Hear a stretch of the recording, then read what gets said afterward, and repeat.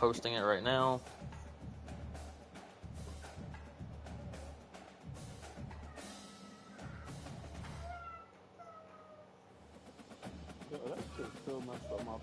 Alright.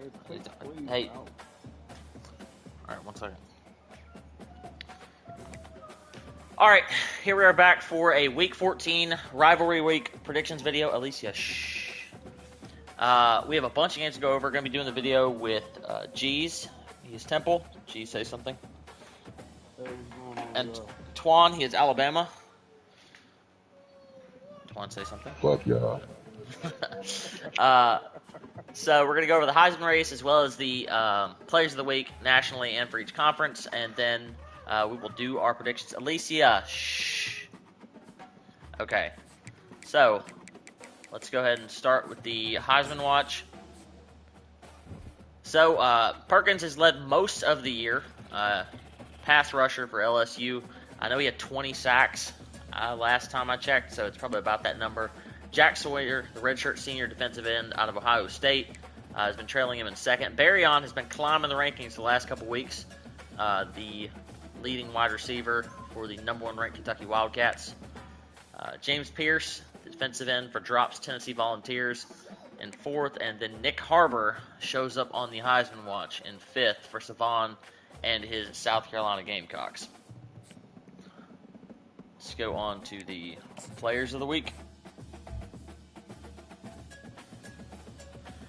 All right, so the National Defensive Player of the Week is Barrett Carter, outside linebacker for E-Fly, his Clemson Tigers, in a 62-24 win over Temple. He had 1 tackle, 4 interceptions, and a touchdown. It's a pretty impressive game. And a National Offensive Player of the Week is Darian Brown, 9 catches, 209 yards. He averaged 23 yards per catch and 4 touchdowns. Crazy stuff. And a 49-20 win over Texas. Good numbers. Move on to the ACC Players of the Week. Just said the Defensive Player of the Week. He also was the National Defensive Player of the Week. So on to the offense. Nick Harbor was Offensive Player of the Week for the ACC. Damn, with only 3 catches. Oh, well, damn. 222 yards off of 3 catches. Wow. And scored every time. It's like that Randy Moss stat he had as a rookie. Yeah. Moving on to the Big 12 Defensive Player of the Week, Anthony Hill Jr., outside linebacker for Dwayne and his Texas Longhorns. He had 8 tackles, interception, and a touchdown, and a lone bright spot in a 49-20 loss at home to the #1 Kentucky Wildcats. Big 12 Offensive Player of the Week, Devin Mills, 11 carries, 67 yards rushing, 2 rushing touchdowns. He also caught 5 catches for 55 yards. Two touchdowns? Go ahead. Huh? Go ahead, sorry. And he also was Offensive Player of the Week despite losing a close game to Colorado. 122 total yards and 2 touchdowns as Player of the Week. Step it up, Big 12. Big 10, looks like we got a sweep here by Penn State. It's Des. In a 42-7 win at Arizona. Danny Dennis Sutton had 8 tackles and a sack. The defensive end anchoring his defense. And offensive guy, Nicholas Singleton, 9 carries, 63 yards, and 3 touchdowns. And he caught 1 catch for 13 yards. Alrighty. Moving on to the SEC. So, SEC Defensive Player of the Week, defensive end Landon Jackson with 3 tackles, 3 sacks, and a forced fumble in a huge win, and Arkansas's first of the season at Miami, 34-10. I knew T. Lou had won. I did not know that he beat Rob like a goddamn drum. Holy shit. And Offensive Player of the Week for the SEC is Darian Brown, who's the National Player of the Week. Good stuff. Good stuff. Love to see it. All right, let's go ahead and do these. I'm going to peek over the conference rank standings first, actually, and kind of break down each conference real fast if they have a breakdown to be done. So for the ACC, Florida State and Georgia are both already locked into the ACC title game, regardless of their finishes this week. But if either one of them were to lose this week and then lose next week also, they might miss the playoffs. So still got to play them games. Everybody that is going to become bowl eligible is already bowl eligible in the conference. Only two people to not get to 6 wins. Looks like it's going to be Gabe's Florida Gators and Delvin's Louisville Cardinals. Moving on to the Big 12. The Big 12 title game is already set as well. Colorado and Kansas, that's Ryan and Dang, just played this past week. They will rematch again next week. Arizona has an opportunity to be bowl eligible this week, playing Jazz and Indiana. Oregon, Oklahoma also getting there as well. The only 3 that would not be bowl eligible team this year will be Texas, Texas A&M, and Iowa. Moving on to the Big 10. Elite. Here. If Arizona would have won some out of conference, yeah, absolutely. So in the Big 10, with Hayden getting the forced loss last week, it actually got complicated again. Assuming him and Des both win this week, they do end up having the tiebreaker over Jack. So it'll be interesting to see how this one finishes out. But it'll be one of those 3. It'll be 2 of those 3 teams in the Big 10 title game. Both Illinois and Maryland will be playing this week to try to become bowl eligible, while Michigan, Indiana, and Temple are not going to be able to get there. Moving on to the SEC. Kentucky is already locked in, and we are in a possible 3-way tie situation between Tennessee, LSU, and Auburn if he were to win against Twan to decide the 2nd seat in the SEC title. If Twan knocks off Auburn, then it will become drop in Tennessee. Twan is also fighting for bowl eligibility this week to get to 6-6, while Mississippi State, Ole Miss, and Arkansas will not be going bowling, or at least shouldn't be. This game's kind of broken. So let's go ahead and go on over here to the schedule. All right, starting with the ACC.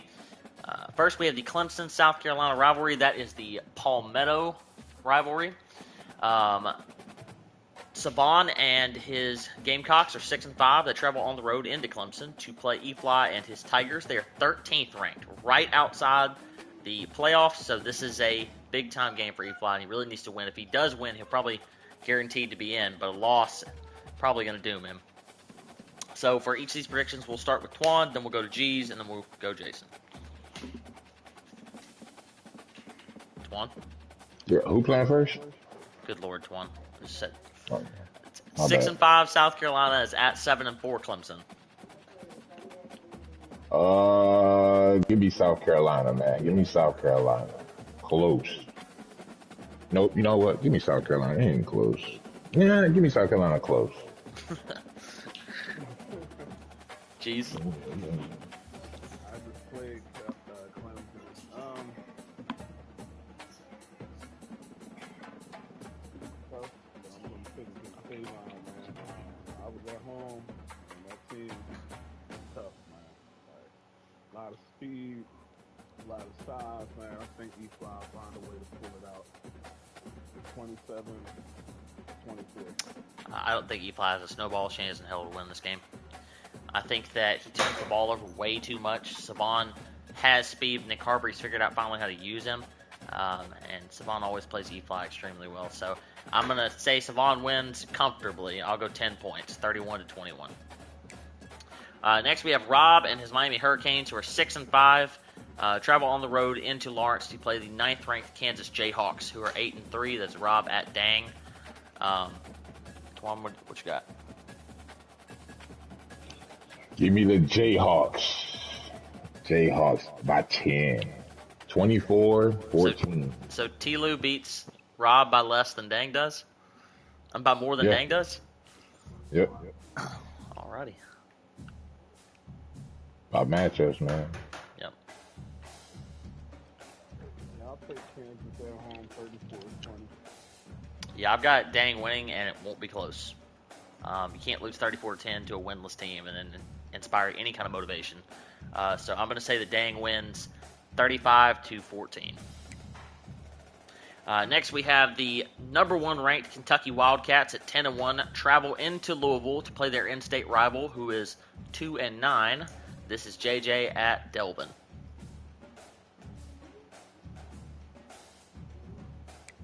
Twan, it works better whenever you say you think so. My bad. I'm locked in, bro. My bad. What's the squads again? JJ at Delvin. Oh, JJ. Not close. Not close. It's not even close, bro. Alrighty. Yeah, I'll take JJ. He'll win 56.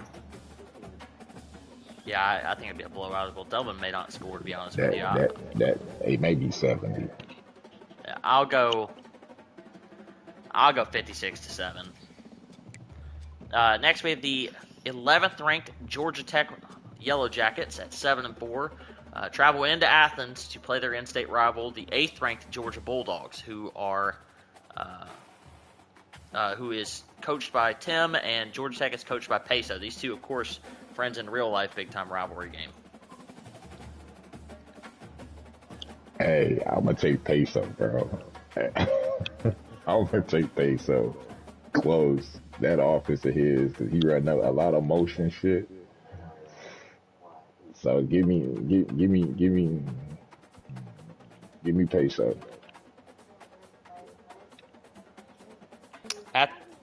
At the moment, Georgia is winning 10-7, but it's Georgia Tech's ball in the second quarter. Okay. I think I'm gonna go with Georgia. I think Georgia will win just because they're at home. Pull it out. Yeah, I think that's a pretty good pick. I kind of want to take Georgia too. They're playing in the rain. Yeah, I'm going to take Georgia at home. Close game, close rivalry game, but give me Georgia to win 24-17. All right, moving on. We have Gabe and his 4-7 Florida Gators travel into Tallahassee to play the 6th ranked Florida State Seminoles, who are 8-3. It's Gabe versus Alex. Yeah, give me Florida State, man. Give me Florida State. I think Florida State wins close. Yeah, give me them. That'd be 27-23. I'm gonna take Florida State. I think it's gonna be a shootout, but I think it's gonna be 42-35. Yeah, I think extremely high scoring here as well. Geez, damn near stole my pick. I'll say Florida State wins 38-34 over Florida. Moving on to the Big 12, we have a Unc versus nephew rivalry here with the 3-8 Texas Longhorns traveling on the road into College Station to play the 2-9 Texas A&M Aggies. This is Dwayne versus Chevy. Give me OG Gramps. Give me Gramps. Close. 25-28.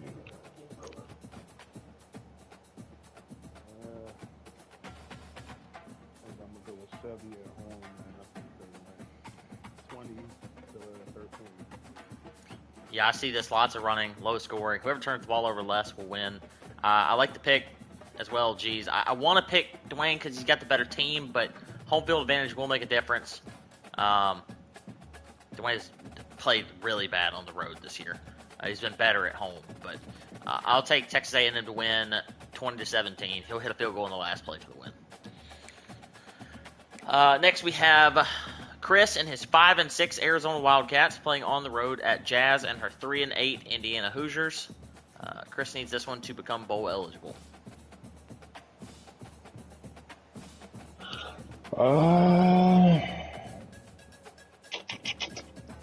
You said Chris and who? Jazz? Jazz. Give me Chris. I got my boy Chris. He'll pull it out. I think it'll be close. I think Chris handles business here. I think he'll win comfortably. Jazz will turn the ball over. Chris will be able to stop a run game. So I'll say 38-17, Arizona wins. Next, we have the 14th ranked Oklahoma Sooners at 7-4, traveling into Death Valley to play the 3rd ranked LSU Tigers at 9-2. This is LP at Chapo, and LP really needs a win if he's going to get in the playoffs. If he gets a win, he's in for sure. If he loses, he's probably out. I'm gonna take my guy. I'm gonna take my guy LP, man. Close. You're drug. Upset.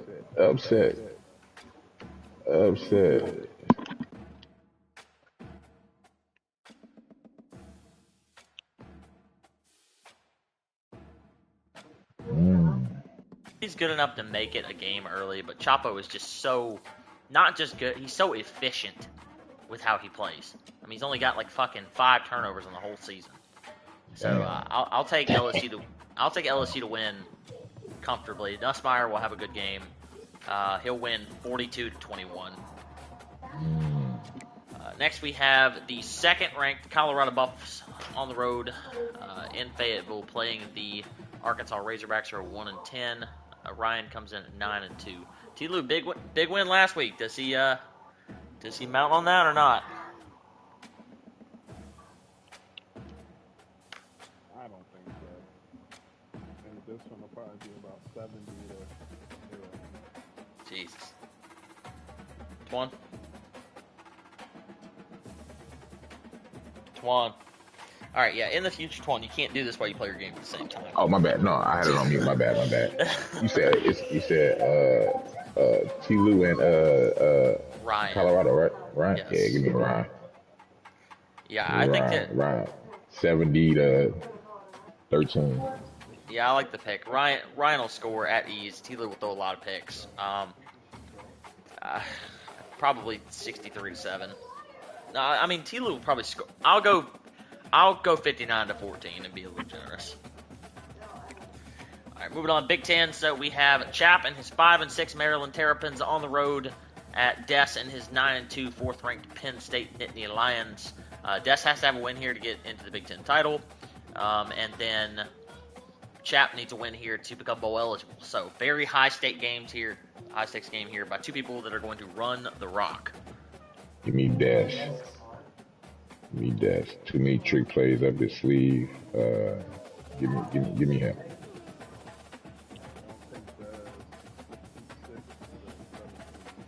Yeah, I think it's going to be comfortable. I'll go 45-14. Next, we have Hayden and his 7th-ranked Ohio State Buckeyes at 9-2. Travel into Ann Arbor to play Nelly and his 4-7 Michigan Wolverines. Of course, his big-time rivalry game, the game.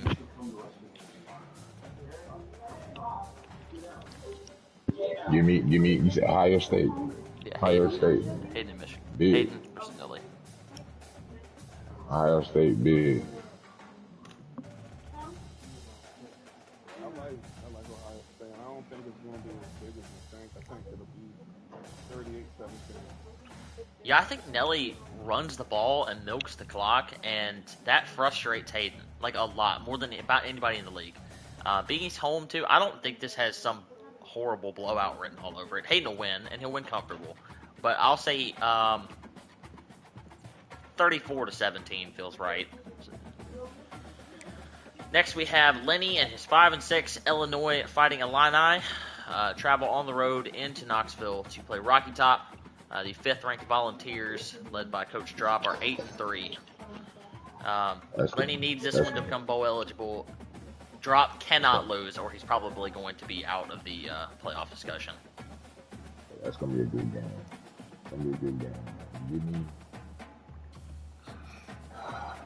Give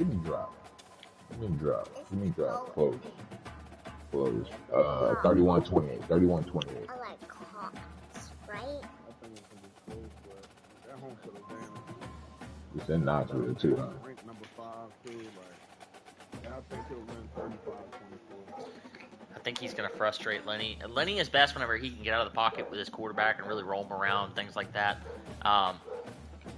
I think that he's not going to be able to do that with Pierce there. I mean, you're going to see it be a problem for him. So I'll say drop win. I'll say drop wins. Let's go 28-17. Tennessee beats Illinois. Moving on to the final conference, to the SEC. Done that one. Done that one. Twan, before we predict your game, what is the score currently and how much time left?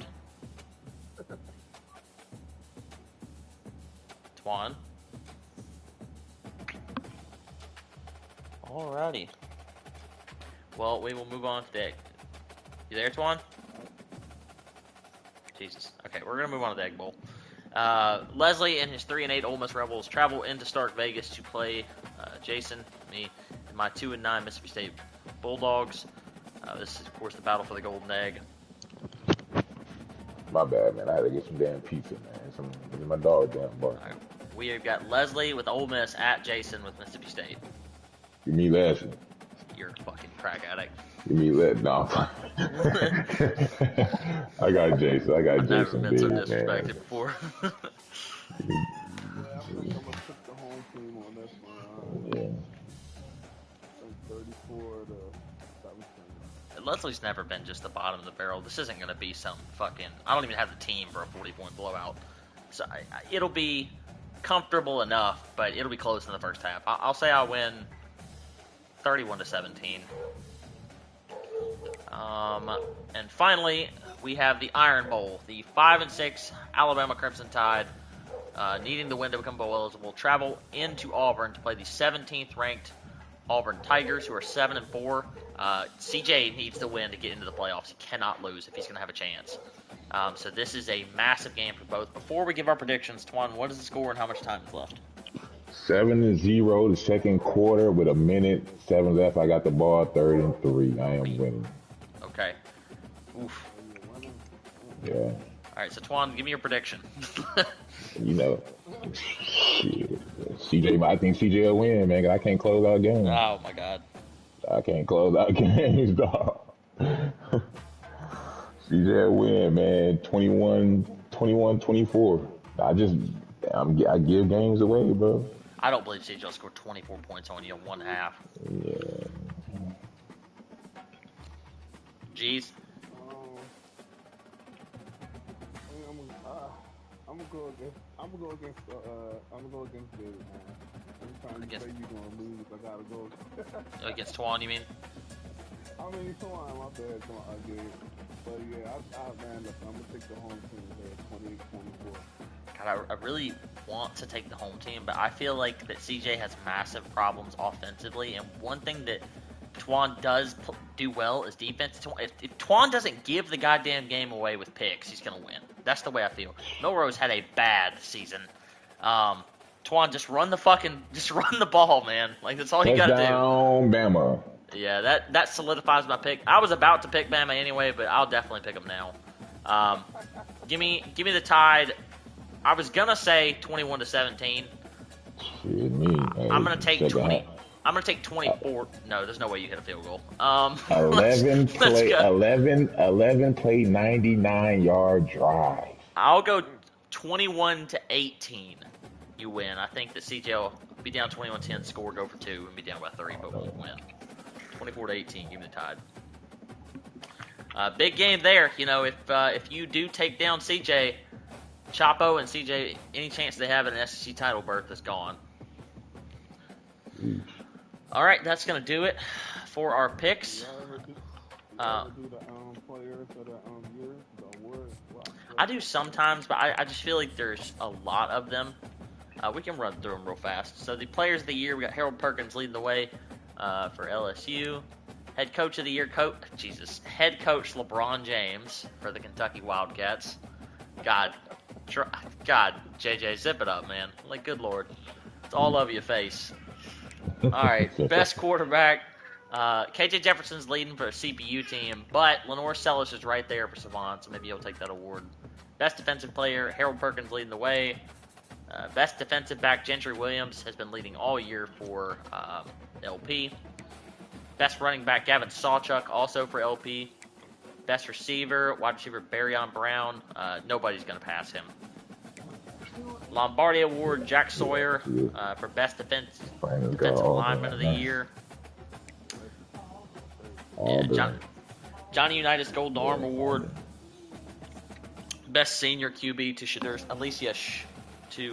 Sanders. Best defensive end, Jack Sawyer, probably going to take that one as well. Best interior lineman, Tate Rutledge and Fairchild, the 2 guards for Georgia, leading the way. Best tight end, Arliss Boardingham for Gabe. He's going to probably be the only tight end to get to 1,000 yards this year. And then he's going to transfer because Gabe's apparently his deal breaker with Gabe. Broyles Award, best coordinators is going to go to JJ's guys. Best linebacker, Harold Perkins. Best center, McLaughlin for Ohio State. Lou Groza Kicker Award to a CPU. Best punter award to Alex Mastromano for Florida State. And then best return man, Xavier Thomas, probably got this one locked up. Yeah, Are you talking about from LSU? Yes. Bro, he took one to the crib, bro. I was down 21-14, bro. He took one to the crib, bro. For those people that don't know, my favorite team is Mississippi State. My second favorite team is LSU. So I always root for LSU to go 11-1 every year, but I cannot stand Xavier Thomas. He is a traitorous bastard. He transferred from State to LSU this past year. So, anyway, that's going to do it for our predictions video. Reminder, every single game this week is a game of the week and needs to be streamed, unless you're plugged into some hood-ass McDonald's like Twan is. All right? What kind of abilities do what you call got? All right. So, appreciate those who tuned in. Make sure you guys are up to date on the rules, and everybody have a good week.